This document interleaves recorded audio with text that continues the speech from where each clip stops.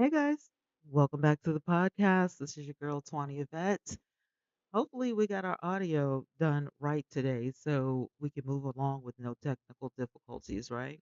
So, we're going to be talking about Miss Netta today because Miss Netta, um, it seems that she got into some really deep issues. So I took to AI and took to the internet and I scoured around, and I've been doing that for the last couple of hours to try to find out what actually happened between Miss Netta and Bath and Body Works. I was, at first I kind of believed the rumors because I was like, why would you say something so crazy about a reputable company?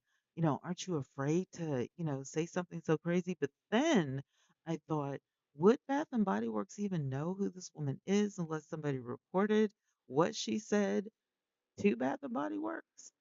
Did they really reach out to Miss Netta? Did they really say anything? Are they really going to allegedly sue Miss Netta? I don't know. So this is what I found out. There are widespread rumors circulating on social media platforms like TikTok and Instagram suggesting that Joe Robinson, known as Miss Netta, may be facing legal action, allegedly, from Bath and Body Works. So the speculation centers around claims that Miss Netta allegedly made misleading statements about the company's products. And if you were in the live stream or if you caught the screen recording of the live stream, then you know exactly what was said. Specifically, it's alleged that Miss Netta promoted Bath and Body Works lotions as treatments for medical conditions such as HIV, herpes, and gonorrhea.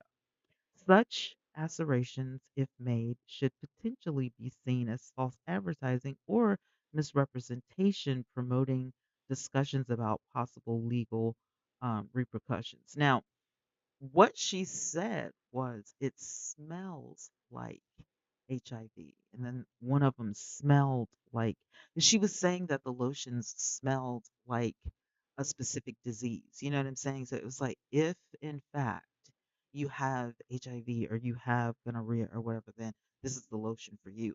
And I thought, that doesn't make any sense. That is so weird. So I think what it was, because it looked like an unboxing at first, and she opened up the boxes and she was testing out the product, and maybe she thought it was going to be funny, but it really wasn't funny. Nobody found it funny, right?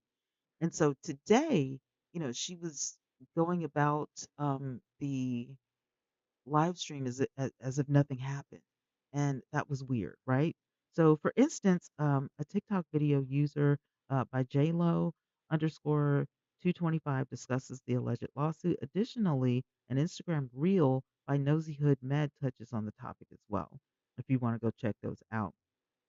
So, given the lack of official information, it's advisable to approach these claims with caution if you're considering discussing this topic further, especially in a podcast or a video. It should be prudent to clarify that these are unverified rumors and to avoid presenting them as, confirmed facts. These are not facts. These are just rumors, right?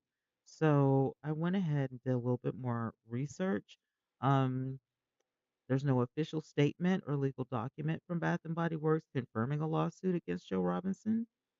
Um, I didn't see, anything. That I did, however, look for the videos on TikTok, and I found the videos on TikTok, and I analyzed the screenshot, right? And this is what AI came up with. What the image shows is a TikTok clip with text style to look like an official corporate statement from Bath and Body Works. The message claims that an online influencer used misleading terms about their Cloud9 lotion and that Bath and Body Works does not support spreading misinformation. So the background and the font mimic corporate branding, but nowhere in the image itself is there a viable source, such as a Bath and Body Works logo, a company letterhead or watermark, a variable URL or official press release. So the key red flags that suggest this is likely fake or at best unverified, TikTok source, um, the statement is shown only within a TikTok video, not on any official website, PR, newswire, or corporate social media from Bath and Body Works. Number two, no legal terminology.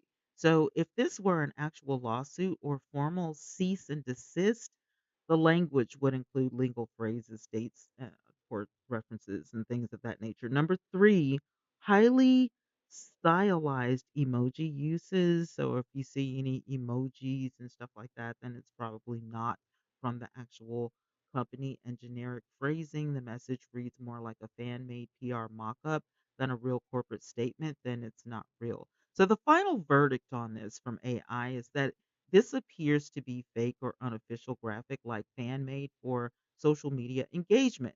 Unless Bath and Body Works posts this on their verified website or press channels on their social media, it should be treated as unverified rumors or satire. Um, so that's what we found out when it comes to the lawsuit. Now, it doesn't mean that Bath and Body Works isn't looking into it. It just means that they haven't made an official statement yet.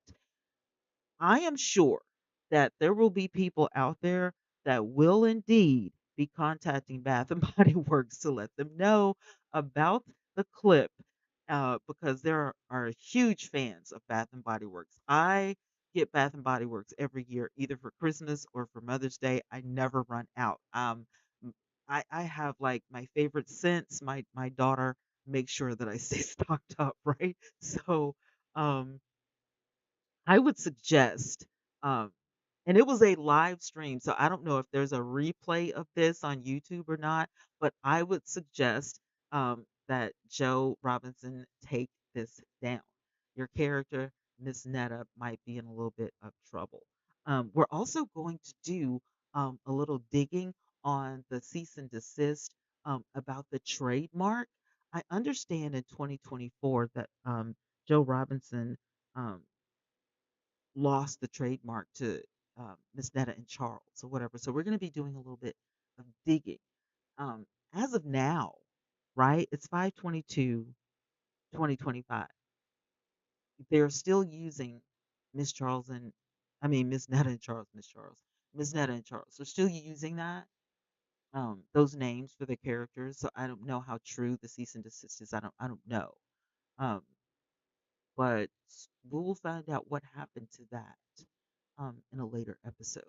So, anyway, that's all I had for today. I will talk to you guys later in another podcast. Thank you so much for listening. Don't forget to like, share, comment, and subscribe. And I will see you guys later. Bye.